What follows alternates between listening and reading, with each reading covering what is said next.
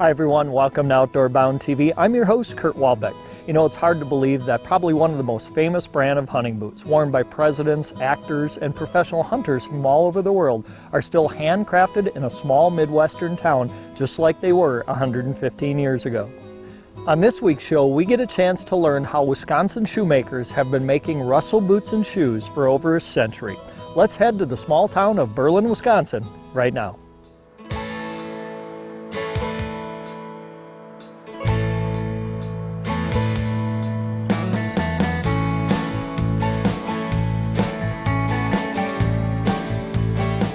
Hi, I'm Susie Fabricius and I'm Vice President of Marketing and Sales at Russell Moccasin Company in Berlin, Wisconsin. The W.C. Russell Moccasin Company was started in 1898 by a man by the name of Will Russell. My grandfather started working for Will Russell. Will Russell sold the company to the Bass brothers, and my grandfather, Bill Guston, turned around and bought the company from them in 1929. Hi, I'm Joe Gagno, Vice President of Operations of Russell Moccasin Company in Berlin, Wisconsin. Russell Moccasin was first originally located on Market Square in downtown Berlin. The guys that went and fought in World War II from Berlin, they'd write home and have a pair of Imperials sent in black leather over there because they hated the Army boots at that time. So we made a lot of boots for servicemen during the World War II that were over there. Once you walk in the door, it's like stepping back into time. You'll see numerous machines that are over 100 years old. People that work for us have worked for us for many years. When they are crafting a boot or a shoe, they put their individual imprint on that boot. Everything is handcrafted and made to fit your foot. It's basically a shoemaker's piece of artwork. We pull everything up from the bottom, where a lot of shoe companies pull everything underneath. We pull everything up from the bottom because it's a true moccasin construction. We have 3 layers for the hunting people. We have boots for bird hunting that have 3 layers of waterproof leather wrapped around your foot with a number of different soles depending how aggressive or non-aggressive you want to be. When we speak of moccasin construction, it's a true moccasin that your foot's wrapped in it, but you still have the ability to make a boot that you can climb mountains with, or you can go on safari, you can chase pheasants with. It's that sturdy of a boot. We make Oxfords, we make dress shoes, penny loafers made them out of alligator or ostrich, or just standard chamois leather is a great shoe. Harrison Ford, he loves the one Oxford that we make. We made several pair for him. At Russell Moccasin, we use many different types of leather. A lot of the leather that we use is very waterproof, soft and flexible. They're going to last you a long time. Very easy to take care of. They actually get better the more you wear them, and over time, people have sent their boots into us that have been, 15, 20, 25 years old, 30, and they're still going strong. We also have exotics, ostrich and alligator. We also have a service where people can send in their game hides that have already been tanned, and we can make any boot or shoe out of your game hide. What happens is the tags get put into production. I bring them up here into the cutting room, and then the guys take each individual tag and cut each person's boot. So they take this tag and then they know exactly how to cut that based on what information. Exactly. Incredible. Okay, so after the item is cut, it comes over to be split. Basically what it does is it just thins out the leather just a little bit so it can be sewn together in the proper manner. This is the skiver. This actually skives certain parts of each piece of the boot or shoe so it can be more easily sewn together. So then the boot comes over here to be stamped with the order number and the size. So Ashley has to stamp each piece with the order number and size.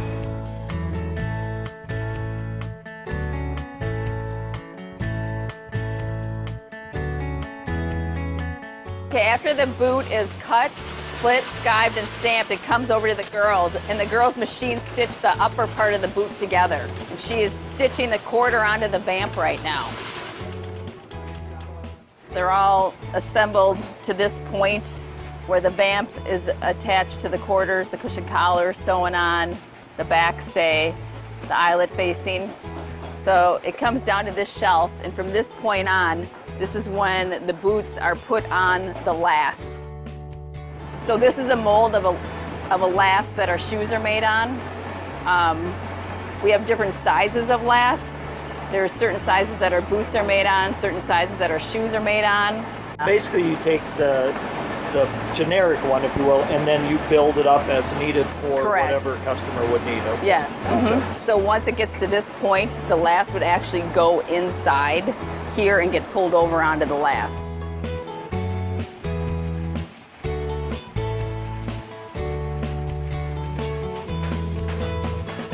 This is where the boot is actually pulled over onto the last. He put it in a bucket and got the entire boot in the inner vamp wet. So he actually tacked this all the way around. And it's wet, so it's gonna dry and it's gonna form like this. What happens next is that he's gonna put on the molded sole.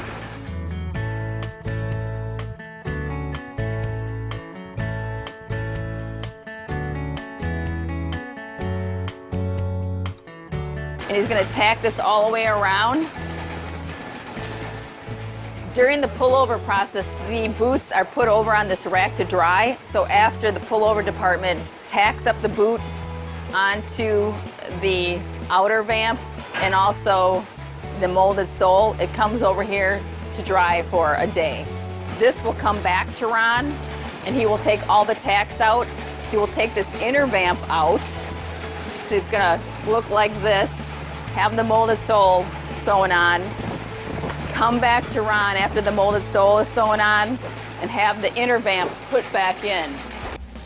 So the next step is where the inner vamp is sewn inside the boot, and it's going to be sewn along the top up here. You have to have heavy-duty machinery to get through all those layers of leather. She's going to be trimming the excess inner vamp leather.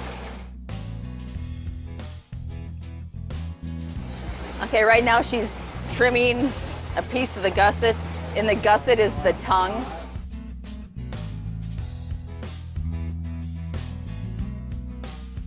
And now she's going to sew it in.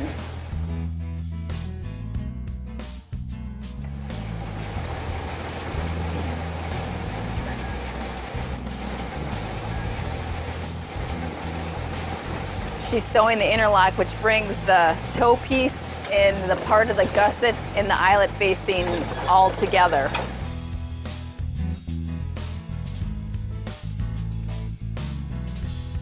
After the interlock is sewn in, it goes to eyeletting, and each boot has different eyelet spacing, shoes and boots, so it depends on what style that determines how wide they're spaced apart.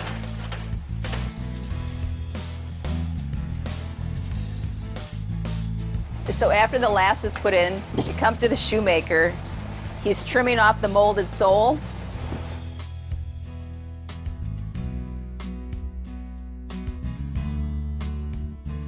These are Kurt's boots that we're making for him, and they're going through the lasting process.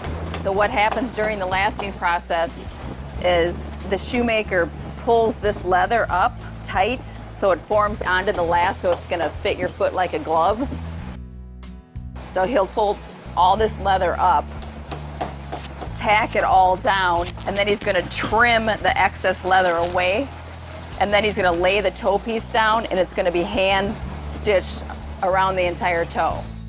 They have to have very sharp tools. They have an awl, and they take the awl and they punch a hole, and then he puts his needles through. And this is called an overlap stitch. It's amazing the craftsmanship in the artwork that goes into them. The signature of the artist or the shoemaker is his stitch.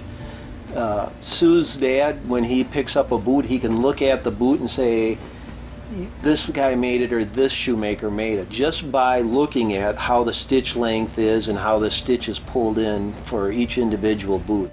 When I first got here, an old shoe came in, he called me into the office and said, "Here, Joe, here's one that your grandpa did, 40, 50 years ago," because he said, "I know it's your grandpa's stitch just by the way the size is and how it's pulled in."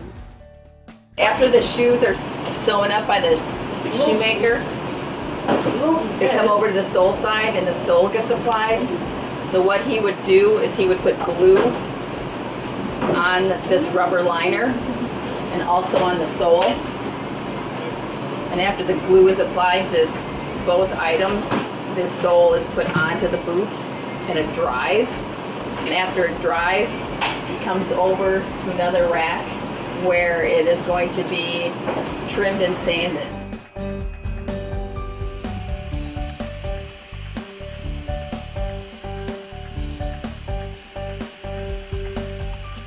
And then depending on the leather, there's different kinds of conditioner that we put on it.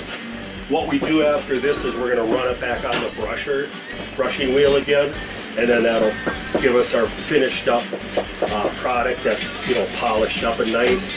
We put our shoelaces on them, and then we put them in the boxes and wrap them up.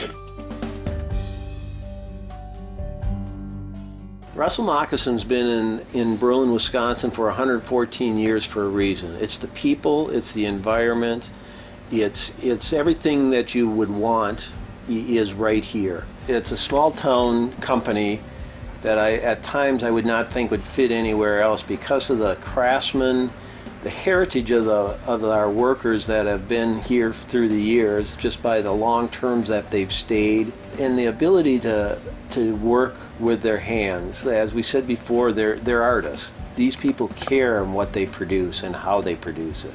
We've made shoes for kings, presidents, movie stars, athletes all over the world. It amazes them what we can do and produce here in this little town in Berlin, Wisconsin. Outdoor Bound TV. So much to say. What's my title? You know what? I can't sorry. Really, I'm kind of ADD. You talk. You're doing really good. Okay. Too much talking for me. Okay. All right. Let me try again. Okay.